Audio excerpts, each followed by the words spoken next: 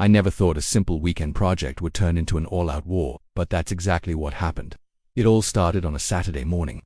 The sun was out, I had my music on, and I was finally getting around to building a new workshop on my property. I'd been planning this for months, got all the permits, and was excited to get started. I was about halfway through framing the foundation when this woman I'd never seen before stormed over from the neighboring subdivision. She had that haircut, you know the one, and a clipboard clutched in her hand like it was a weapon. She didn't even say hello, just marched right up to me and said, "Excuse me, what do you think you're doing?"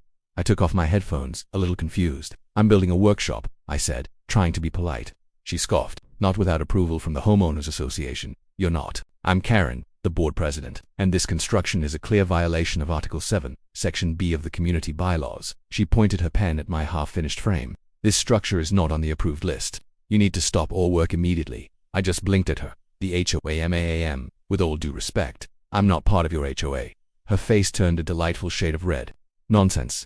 Everyone in this neighborhood is part of the HOA. This entire area is under our jurisdiction." She started rattling off a list of supposed violations.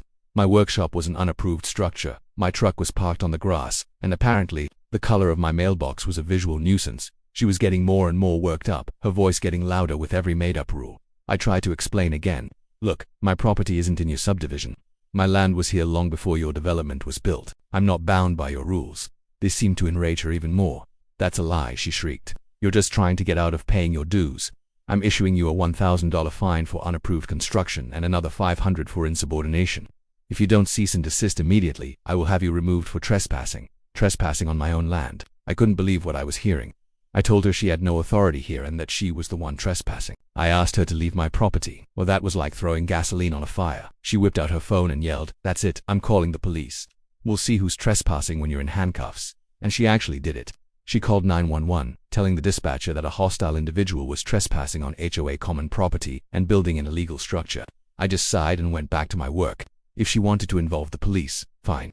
Let's get this settled once and for all. While she paced back and forth, giving me the evil eye and muttering into her phone, I calmly walked into my house. I went straight to my office and pulled out a thick folder from my filing cabinet. This wasn't just any folder. This was my just-in-case folder. Inside were the original property deeds, the official land surveys from the county, and all the legal documents proving my ownership and property lines, all dating back decades before her precious HOA even existed. I made myself a glass of iced tea and waited. About 15 minutes later, 2 police cars rolled up. Karen ran to them like they were her personal cavalry. "Officers, thank goodness you're here. This man," she said, pointing dramatically at me as I strolled out with my folder and my tea, "is refusing to leave our community property. He's belligerent in building this monstrosity without a permit." The officers looked from her to my half-built workshop to me. They looked tired, like this wasn't their first ridiculous HOA call of the day. One of the officers approached me. "Sir, can you tell me what's going on here?" I smiled and said, "I'd be happy to, but first, can I see your identification, ma'am?" I asked Karen. "I just want to have your name for my official report." She puffed up her chest and proudly announced her full name and title as HOA president.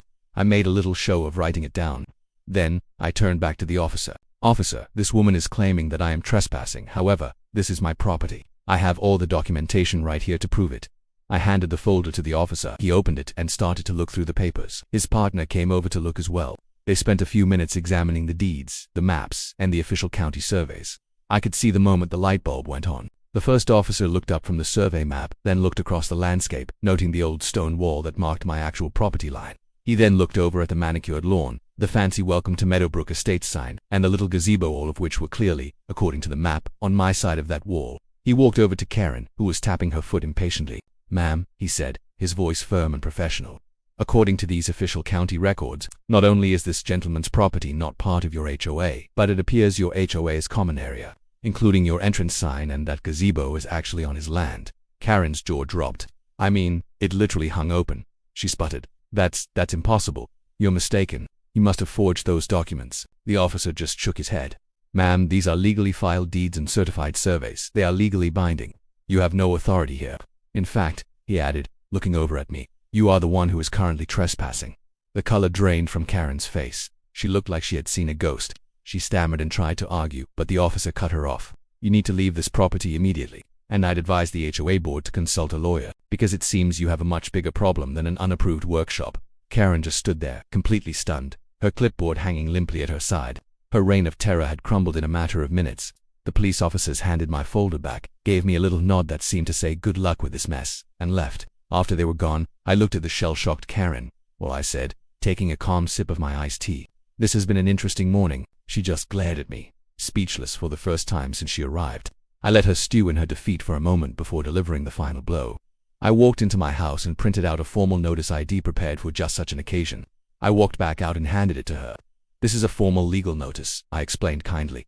"It states that the Meadowbrook Homeowners Association has 30 days to remove all of its property from my land. That includes your sign, the landscaping, the sprinkler system, and that lovely gazebo. If it's not gone in 30 days, I will have it all removed at your expense, and I'll be billing you for decades of illegal use of my land." The look on her face was priceless. It was a beautiful cocktail of shock, rage, and utter defeat. She snatched the paper from my hand without a word and stormed off, back to the kingdom where she was no longer queen. And me, I got back to building my workshop, the birds were singing, and my property felt a whole lot bigger. Sometimes, the best way to deal with a bully is to just have your paperwork in order. Thanks for listening to my story, and don't forget to hit that subscribe button for more.